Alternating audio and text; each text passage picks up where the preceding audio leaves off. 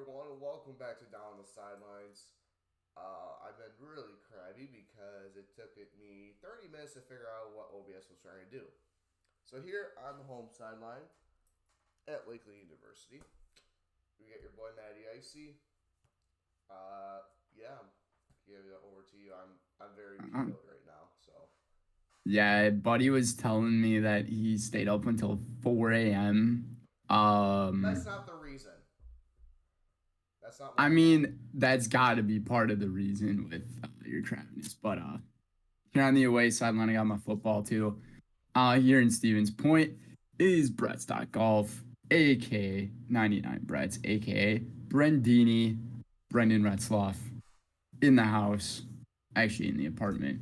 But today it's Thursday, September 14th, 2023. So Yes, sir. tonight's game is going to be very crucial for Matt, considering that the Minnesota Vikings are going to be playing. That game's in Philadelphia, correct? Yeah, that's the That's going unfortunate part. that's gonna be a tough game. But to recap how our episode's gonna go here, today we're gonna go over some news going on, especially with all these turf fields causing injuries, NFLPA calling on there to be grass on every single field, and a few other stories maybe. And then we're gonna cover our top tens for all the NFL teams so far after week one. And your boys got new specs on. So there's going to be a lot of times where you guys are going to see me either not wearing specs, or I will be wearing specs, or I'll be wearing different specs. So we got the fashionista type of experience going on around here with the specs, and he's got the chains. So Circle chains. yeah, you better hope Kirko Chains shows up tonight. But It's prime let time, so probably not. we you do not look happy with that one. That's kind of funny. Anyways, we are going to get right into this episode, episode 5 here of the Dots podcast. And yeah, get into first order of business. The NFL Players Association wants to call on every single field to be grass rather than a few fields or most of the fields being turf. Do you think that this is a wise move that is made by the Players Association? And is the NFL going to be able to respond to the Players Association's thoughts? Um, yeah, so obviously like, the whole big thing is like, obviously it was like, oh, Odell, because he had so many ACL injuries, and obviously he said like MetLife is like the worst place to play at. But at the same time, like, it's all because of Rodgers' injuries is why this is going up into huge concerns. Don't you ever like realize this that like whenever something happens to a really big quarterback in the league, like the NFL or the Players Association ends up like making an absolute big deal out of what's going on. Not saying that this thing with the turf is not a big deal, but in terms of like when Tom Brady tore his ACL that one year off of a sack, the quarterback sack rule became something that's like, oh, you cannot like tap the quarterback and knock him over. You have to like give him a set of pillows, lay him on a bed essentially. Yeah. No, So it's but go getting ahead. back to my point is that I'll say this was a contact injury. It wasn't like that Rodgers was going up for 10-yard out route and like he made a wrong cut. So I don't understand. Like coming from a football player, we love playing on turf. We love playing on turf because it's nice. Obviously, injuries will happen in no matter what sport. It's like for wrestling. You blow an ACL in wrestling, and you don't ask for newer, softer mats. And in this basketball, you twist your ankle going up for a three. You don't ask for a new court. I think they should just excuse me. I think they should just leave it how it is. You play the game, and the teams can choose like if they want to. Obviously, I don't think there's actually a true 100% grass field because Lambeau even has artificial turf in it, so that's not I 100% grass. Yeah, I think you're right. I think Lambeau was like one of the last fields. Actually, it might have been Soldier Field, uh, to be one of the complete grass fields. But the only problem with you having grass fields is I have a feeling there's going to be a bunch of players who are going to complain about the field conditions Yes. because when it comes to grass fields, you have to have a lot of maintenance out there, a lot of crews doing all the soldering, or not soldering. Growing, keeping the uptake of it. Yes, like it's just like taking care of a golf course. Like at my time when I was working at a golf course, I didn't really get to do the maintenance stuff, but like Mm-hmm. I realized how much work it takes to take care of a place that a lot of people love to go to.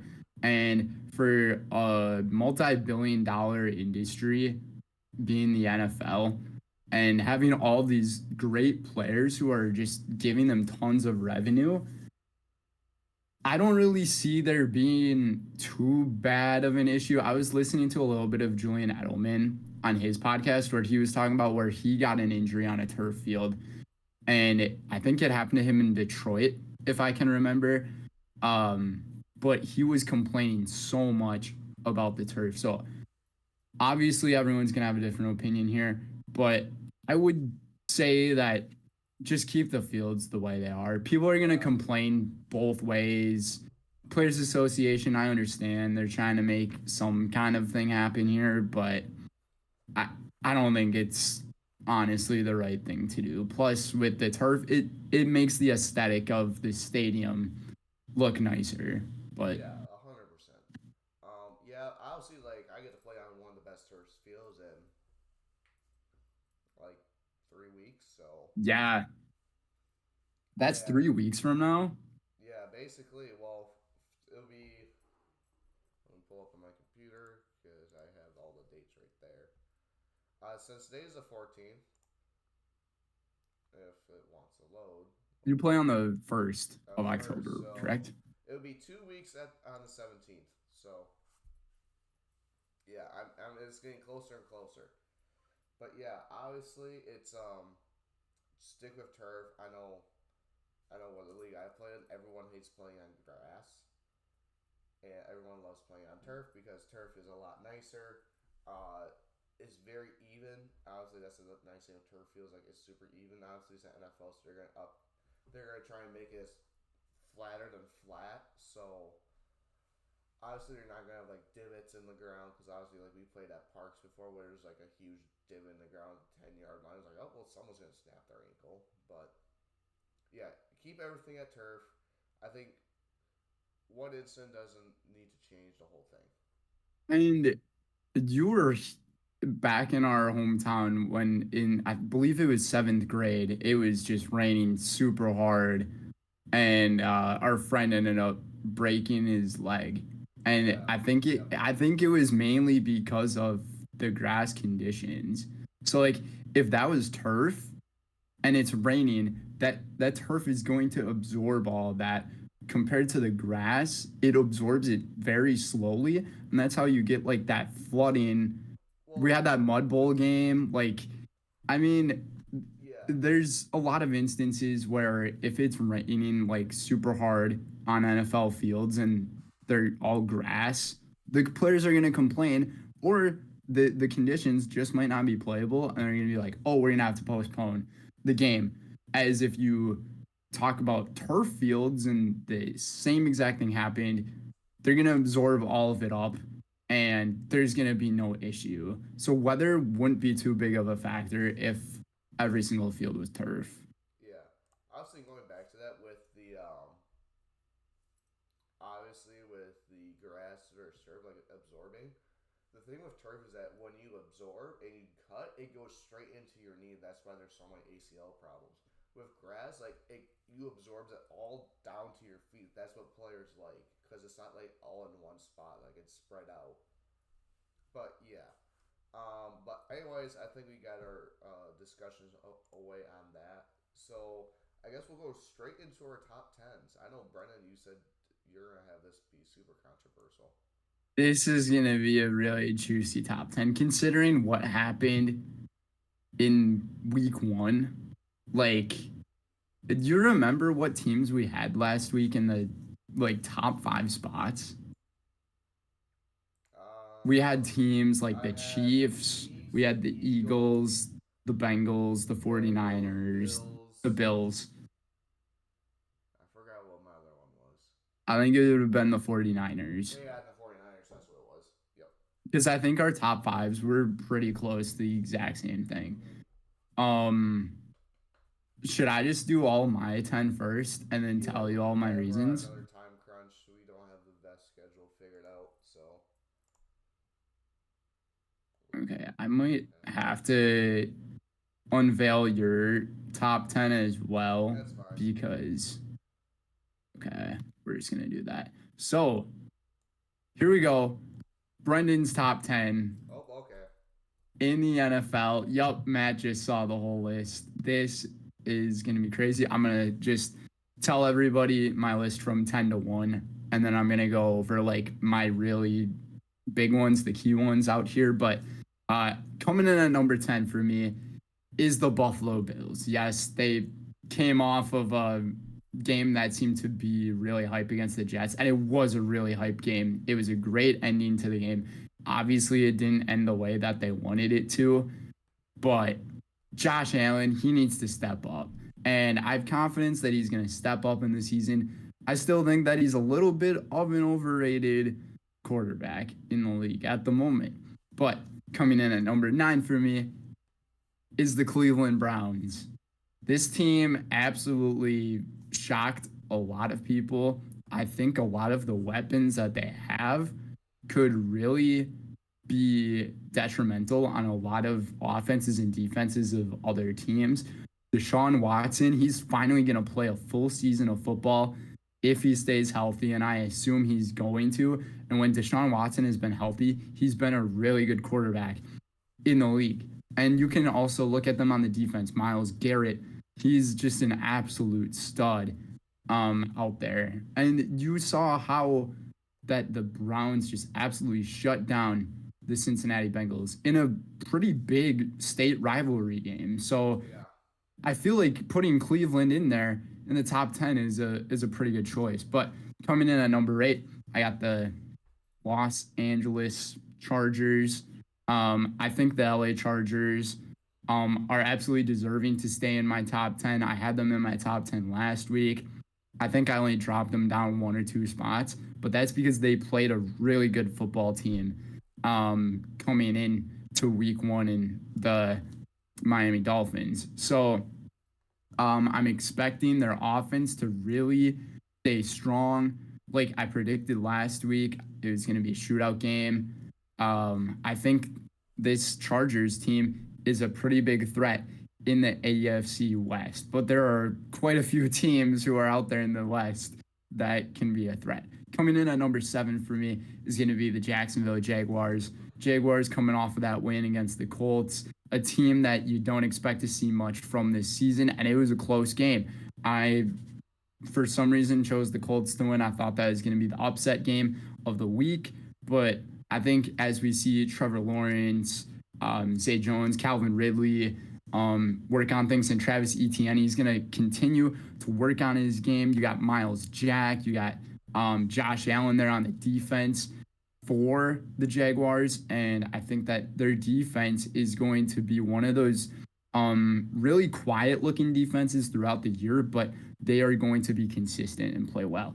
Coming in at number 6 for me is the Detroit Lions. I think with the way that the Lions played last week against the defending Super Bowl champions, going into Arrowhead Stadium when Patrick Mahomes and Andy Reid are 40-9 in Arrowhead, just an absolute great record. Well, now they're 40-10. Yes, sir. I thought Jared Goff played a really consistent game. He did not make too many mistakes. He had a couple of balls go either right in front of or behind wide receivers, but this league is turning a lot more into a quarterback wide receiver ran league. Running backs are not getting as much love anymore.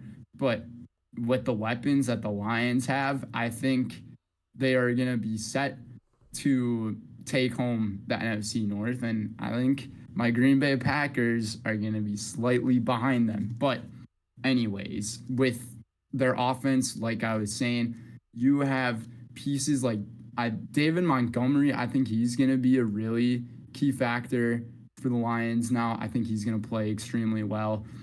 If you look at the receiving core, Monter St. Brown, I think it's Josh Reynolds out there too. He's going to be a dark horse player. I think he had about 60 yards in receiving last week. So, or no, it might have been 80 yards, 6 receptions for 80 yards. But this Lions team, their defense is going to keep growing. Aiden Hutchinson, I have a lot of confidence and faith in him. And they got a lot of key weapons out there at corners to really defend well. Now it's my top 5. Number 5 is the team that won 40-0 over the Giants, the Dallas Cowboys. I hate this team just because of their freaking fan base, but they're deserving of being in the top 5, especially after shutting out a team. The only shutout in week 1, and it was the biggest margin of victory. And I believe they scored the most points out of every single team in the league in week 1. So this was, I don't really know what else to really say about this Cowboys team. Dak Prescott, he seemed to play a lot better. He seemed to play like himself more rather than taking a lot of those deep shots and those scary shots out there into the field. CeeDee Lamb didn't even do that much in week 1, even though he had the most receiving yards. But I think this Cowboys team is a pretty complete team if you think about it. Coming in at number 4, I have the Kansas City Chiefs. Even after losing, I think they just need Travis Kelce back. Travis Kelce, he's probably the biggest piece that this team needs. And like you and I have been saying, Travis Kelce is that guy that Mahomes just needs, because Travis Kelce last year, he could have been in the MVP conversation over Patrick Mahomes, because I want to say probably half of the yards that Mahomes had went to that guy. Not really much else. They got their boy Chris Jones back after signing that contract. That's going to be huge for them. Chris Jones played really well the last few seasons with the Chiefs. Part of a reason why they're the defending Super Bowl champions. Do you remember from last year when we were going over the Defensive Player Awards and we both said, who the heck is Chris Jones? Yeah, dude. I've never heard of this guy before. I can't believe at that moment we didn't know who he was. Like, now that I hear about him a lot, I'm like, oh, it's Chris Jones. Like, he's a pretty darn good football player. So, like, with the Kansas City Chiefs adding him back, he's probably one of the top defensive players in the league, just like you referred to. And then you have one of the top offensive players in the league in Travis Kelce, along with Patrick Mahomes. I'm expecting Sky Moore to do more. I'm expecting Isaiah Pacheco to do more. And Kadarius Toney, he needs to not drop any more footballs. Otherwise, I think he's going to leave the team. But I feel like even after losing, I think that's a respectable spot to put him, especially when Travis Kelce comes back. Coming in at number 3 is the Miami Dolphins. This team, their offense, oh, you better watch out. If Tua Tagovailoa can stay healthy and not be Tua turn the ball over, I think Miami is in pretty big discussion for maybe being that AFC Super Bowl candidate. I know it's very early in the year, but Tyreek Hill with Jalen Waddle, 2 of the fastest and quickest receivers and honestly best route runners that are in the league, like top 5. You just have those weapons and it's going to be super easy. I honestly don't even know who they have in the halfback position. Do you know? Raheem Mostert. So they got another quick guy. Like this, it seems like Daniel's offense here really likes to go with the high speed, the fast pace type of offense. And I think if Tua just stays healthy, this team is a threat. Coming in at number two, I have the Philadelphia Eagles. They came off of a pretty close win over the New England Patriots, but they went to Foxborough for that one to bring that one home. Jalen Hurts, he's going to stay as one of those MVP candidates throughout the year.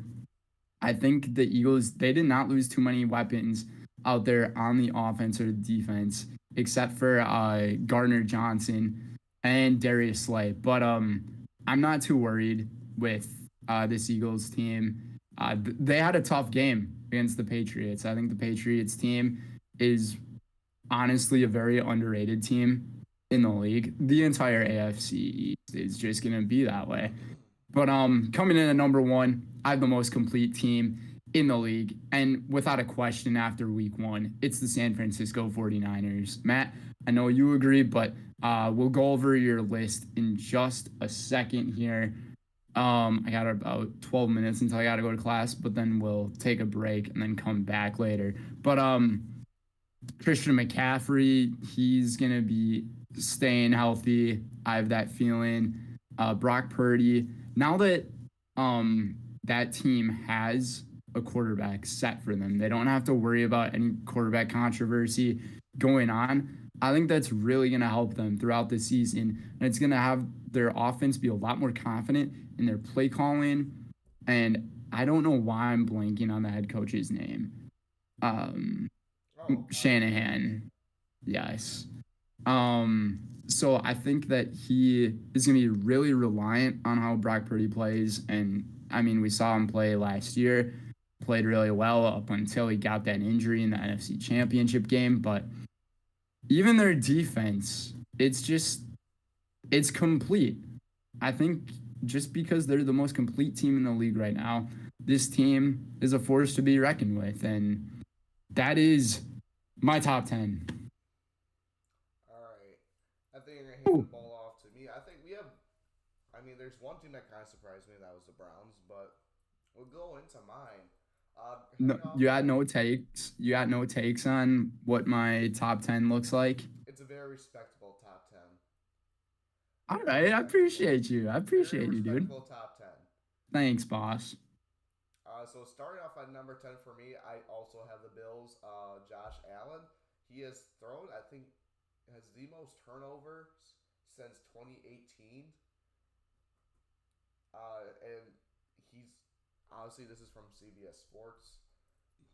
I think he had 51 or 58 turnovers or interceptions, so it's not good for him. Obviously, 0-5 now in his career in overtime, so you can't rely on him.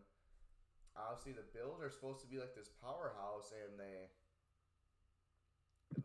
didn't look very good on Monday night. It was not good, and obviously it's week one, so a lot of these some of these teams won't even be in the rankings like halfway through the season. I'll usually say about like around week five we will usually know what teams are the powerhouse and which teams are really struggling. So that goes into my number nine, which is the Chargers. Obviously they went to shootout like Brenden said in LA. Yeah, in LA with the Dolphins, who not only have the leading passer in the league right now, but they also have the leading receiver in the league with Tyreek Hill and Tua. It's funny because I know you said like it's a duo with. Oh, I'm talking about the Chargers. I'm not talking about the Dolphins. We'll say that for later. Obviously, I didn't see much of that game, but I saw how it ended. I mean, obviously, Herbert and Eckler, you still got the weapons. I still have faith in this team. It was a very unfortunate week one loss. But that leads into my number eight, which I have the Baltimore Ravens. So obviously, J.K. Dobbins is out. So obviously, that's going to put a huge thing into their plans. But I still have faith. I mean, they've always been a decent team. They've always been a good team. Even with Lamar trying to throw it around, that's usually my biggest problem with them. Obviously, Zay Flowers is taking over the role as wide receiver one as a rookie. Odell as two. Mark Andrews if he's healthy, and then obviously we all know what Lamar can do. Uh, yes, I don't really know much about that. But number seven, I know you had we had these switched, but I have the Lions. So Lions going to Arrowhead, beat the Chiefs 21-20. Huge win for them. Obviously, Jared Goff is on a record pace to throw so many pass attempts without interception, and he goes in there. And Dan Campbell, I just love this team. Obviously, I think we both agree that they're going to be taking the NFC North this year. I think we can both agree on that because they are the powerhouse. Minnesota doesn't look good. Green Bay looked good, but it was a charity one because they play the Bears. So I think the This Falcons will coming be a week with better the piece. Packers is gonna be an important one. Like we'll actually see how the Packers really are by the end of the week. But Yeah, I think playing the Falcons will be a good test for you. See how good you guys actually are. Because the Bears are the Bears. respect. The Bears suck. And then Yes. going to number six, I have the Jacksonville Jaguars. So just right outside my top five. I still think T Law is so good. They have Calvin Ridley who lit up his week one return. Love to see him back. He's probably one of my favorite receivers in the league. I just love how he plays, his speed, his catching ability. You Love love his seeing gambling problems. well, Yeah. yeah. But then they also do that for Jamison Williams. He gets 6 games. So, um, Yeah. yeah. So ETN is one of the top backs in the league. And I'm excited because I do think, as I'm gonna state this right now, as I did in the other episodes, T Law's dark horse MVP year. That's my prediction. I think he's gonna have an MVP season, and he's gonna win it, and he's gonna lead the Jags to at least an AFC Championship. Now, number five, as I was saying before, that this team has a leading receiver and a leading passer in both these categories. That's the Miami Dolphins. They play a very well game. Honestly, when you go into a shootout, your defense has problems. Honestly, they don't have Jalen Ramsey. I think he's out for quite a bit, almost like Christmas, I do believe. So I'm not worried about the offense. I think the offense will perform beautifully with Mostert, Waddle, Tua, and Tyreek. Only thing that questions me is from that game is that how well is their defense going to hold up? Because obviously, if their defense doesn't hold up, then it's just going to be last year's Vikings all over again, where they just got to shoot out, shoot out, shoot out, and just hope and pray. Which I don't know if you saw, but people are saying that, oh my gosh, Minnesota lost their magic. They're 0-1 in one score games. I was like, okay, yeah, like whatever. It's a new year. We only let up 20 points. Actually, that's not that much. That's a very winnable game. It's week one, people. Like, Yeah, calm down. but yeah, I'm just a little bit worried about the defense, and obviously, I have all faith in Mike McDaniel in the offense. Honestly, I think this will be the number three seed in the AFC playoff. And then going to my number four, I have the Philadelphia Eagles. As we said earlier, I don't think they played that well. They looked very rough. They looked very rough against New England, and New England played their hearts out. Obviously, they go New England. They go for a 2 point. Mac Jones runs it in for two. Gets called back for holding. Now you're going for the 2 point conversion at the 12-yard line. So that's a huge difference, and you don't get it. You get that two, you kick the field goal, you go into overtime, possibly to win the game. But Jalen Hurts was running, he got absolutely popped. He just didn't look like himself. Like AJ Brown, I still have faith in their weapons. Kenny Gainwell, like he's not playing tonight. James Bradbury isn't playing tonight for the Eagles. So does Minnesota have a chance? Maybe, but it's primetime Kirk Cousins, so I'm not entirely hope. Hey, here's the thing. You said it was gonna be like noon game Kirk Cousins last week. Yeah, he played like I don't think he played like noon game Kirk he played Cousins. I like think he might have played 3:25 like Kirk. not prime time. No, 3:25. Are you hoping so you're hoping that primetime Kirk Cousins tonight either plays like 325 Kirk or Noon Kirk. I'd much rather take Noonkirk, but not week one Noonkirk. Last year's Noonkirk. Gotcha. And then at number three, actually, I'll still talk about the Eagles. So the Eagles, I don't have. I think this is going to be their off year.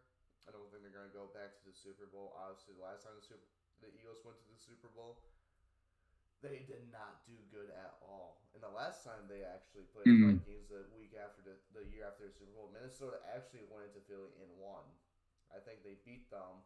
I don't know if you remember that game, but that's when Linval Joseph had like a 60-yard pick six. Yes, I do remember that. I was gonna mention something to you.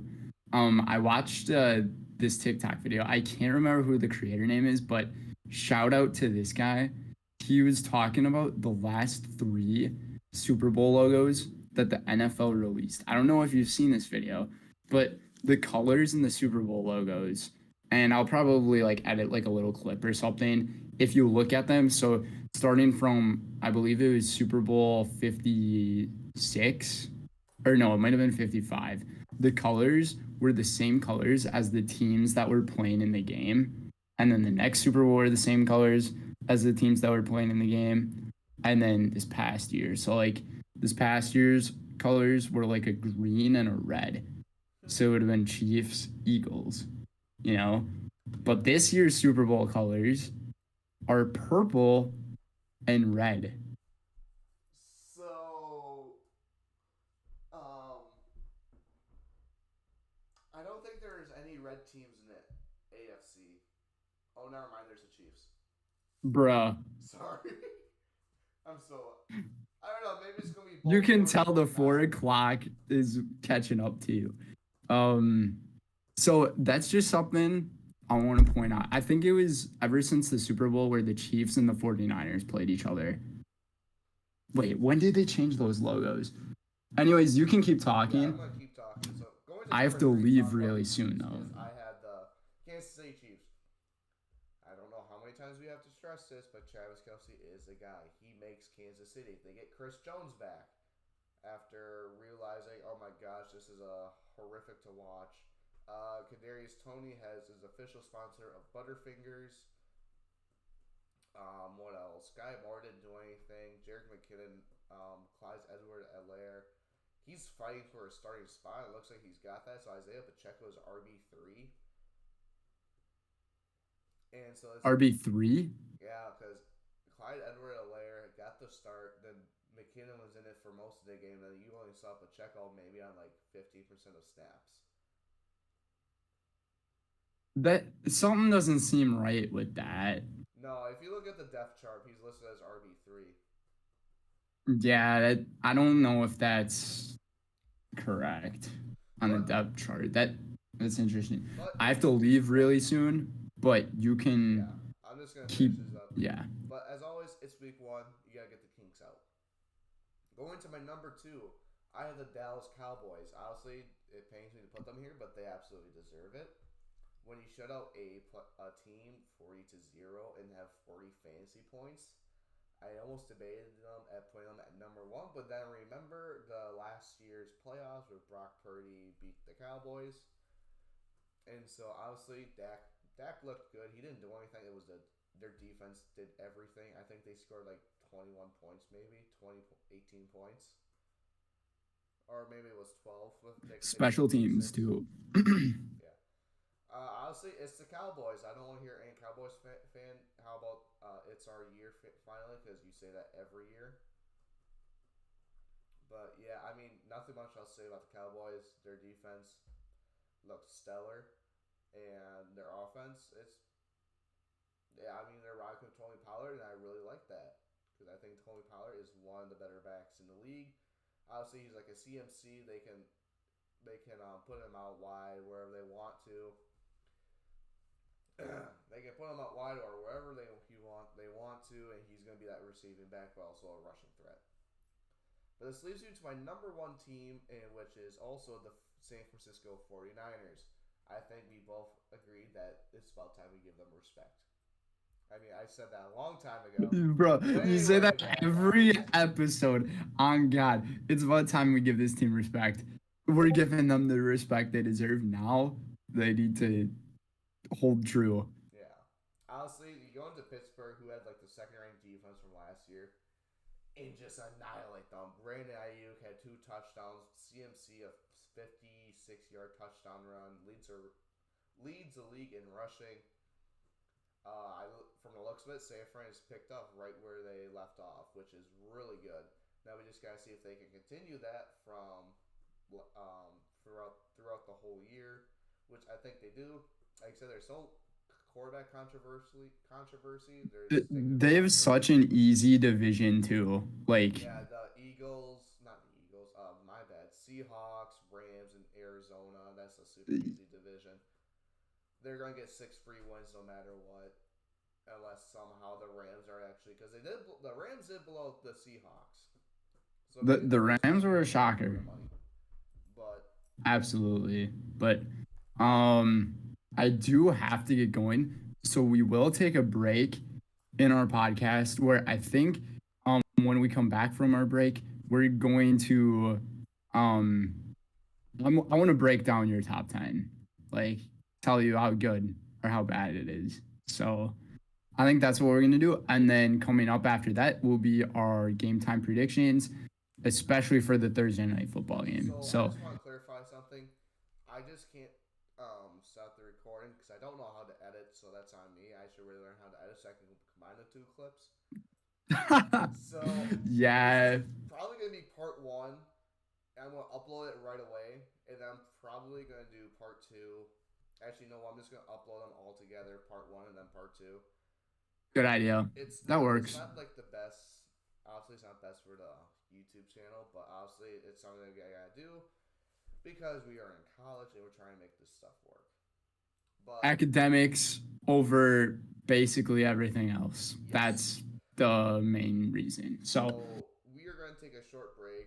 What time you get out of class, Brendan? I mean, you said you're not going to be free until after 4. So, I Yeah. have a class from 4 to like 4:50. So, I'll be free at like 5. All right. And I A got couple hours class before in 2 kickoff. So, hours. I can't keep up then. All right. So but we are gonna I take a got class in 8 minutes, so I got to run. all right short intermission. We'll see you guys later.